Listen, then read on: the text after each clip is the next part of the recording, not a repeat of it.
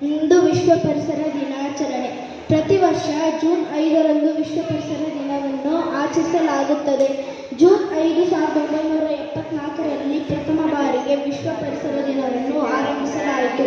ಪ್ರತಿಯೊಬ್ಬರಲ್ಲೂ ಪರಿಸರದ ಬಗ್ಗೆ ಕಾಳಜಿ ಮೂಡಿಸುವುದು ಈ ದಿನದ ಮುಖ್ಯ ಉದ್ದೇಶವಾಗಿದೆ.